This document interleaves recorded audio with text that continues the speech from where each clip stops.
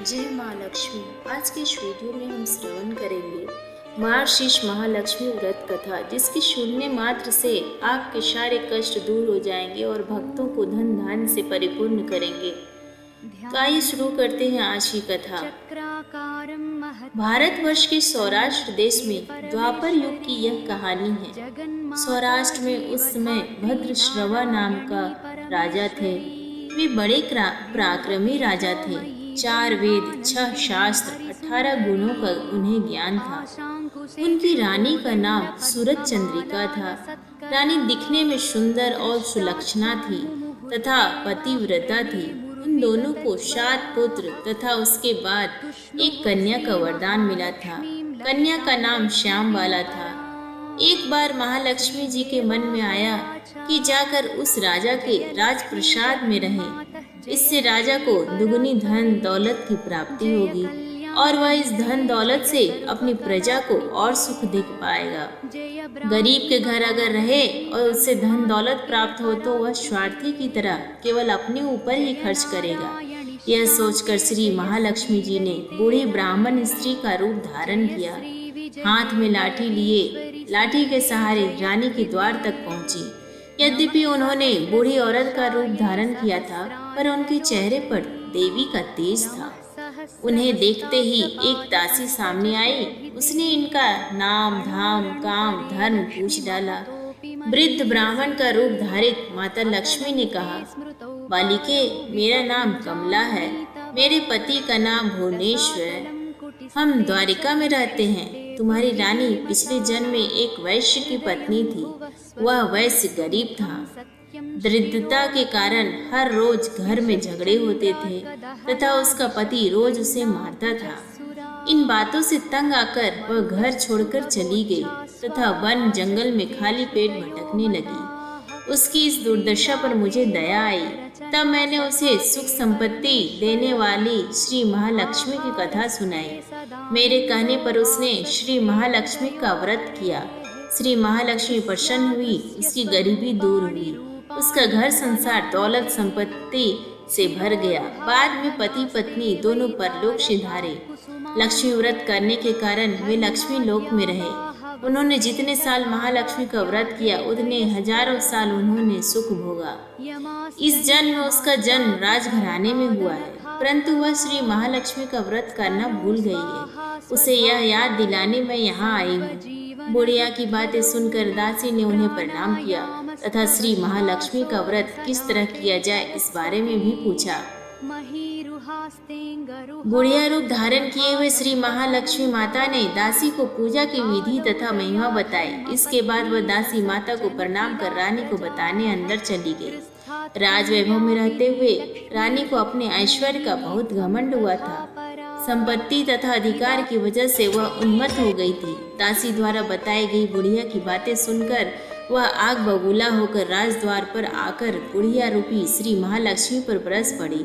उसे यह मालूम नहीं था कि श्री महालक्ष्मी माता बुढ़िया का रूप धारण किए हुए द्वार तक आई हैं। परंतु रानी का इस कदर रुख बर्ताव तथा अपना अनादर देखकर माता ने वहां ठहरना ठीक न समझा।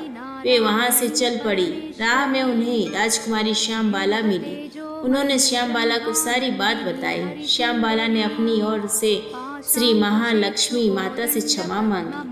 माता को उस पर दया आई। उन्होंने श्यामबाला को श्री महालक्ष्मी व्रत के बारे में बताया। उस दिन अगहन मार्गशीर्ष माह का पहला गुरुवार था। श्यामबाला ने परम श्रद्धा से श्री महालक्ष्मी का व्रत रखा।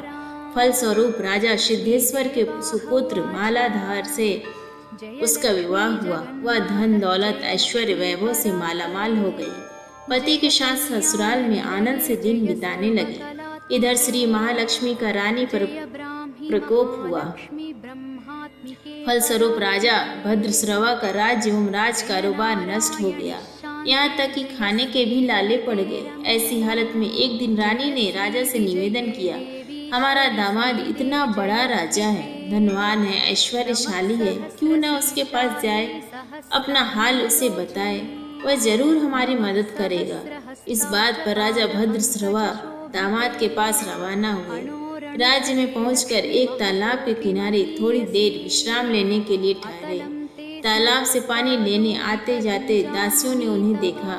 उन्होंने विनम्रता से उनकी पूछताछ की। जब उन्हें यह मालूम हुआ कि वे रानी श्यामबाला के पिता हैं, तो दौड़ते हुए जाकर उन्होंने रानी को सारी बात बताई। रानी ने दासी के हाथ राज परिधान भेजकर बड़े ठाट से उनका स्वागत तथा आदर सत्कार किया, खान पान करवाया। जब वे लौटने लगे तो सोने की मोहरों से भरा घड़ा दिया। राजा भद्रश्रवा जब वापस लौटे तो उन्हें देखकर रानी सूरज चंद्रिका खुश हुई।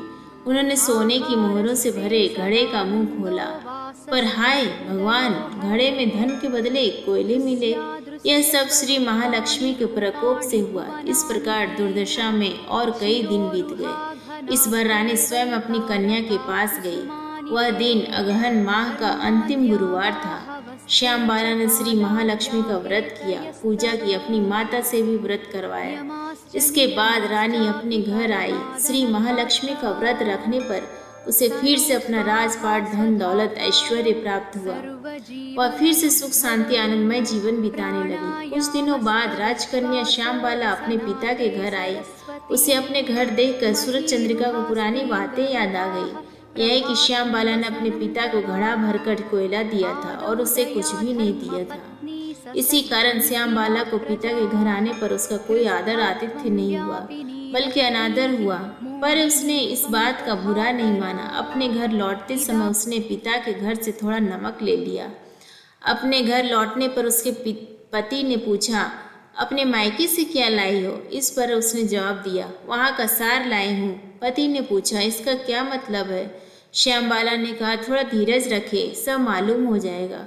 उस दिन श्यामबाला ने सारा भोजन नमक डाले बिना बनाया और परोसा। पति ने खाना चखा। सारा खाना नमक बिना था, इसलिए स्वाद न आया। फिर श्यामबाला ने थाली में नमक डाला, इससे सारा भोजन स्वादिष्ट लगने लगा।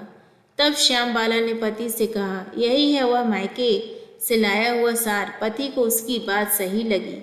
फिर वह दोनों हंसी मजाक करते हुए भोजन करने लगे। कहा गया है कि इस तरह जो कोई श्रद्धा भाव से श्री महालक्ष्मी की पूजा करे, उसे माता की कृपा प्राप्त होती है, सुख संपत्ति शांति प्राप्त होती है, सभी मनोकामनाएं पूरी होती है। परंतु यह सब प्राप्त होने पर माता की पूजा करना कभी भूलना नहीं चाहिए। हर गुरुवार को व्रत पाठ अवश्य करना चाहिए। इस तरह श्री महालक्ष्मी की महिमा भक्तों की मनोकामना पूरी करती है। भक्तों, अगर आपको ये महालक्ष्मी की छोटी सी वीडियो पसंद आई हो तो प्लीज़ वीडियो को लाइक, शेयर एंड सब्सक्राइब जरूर करें। धन्यवाद।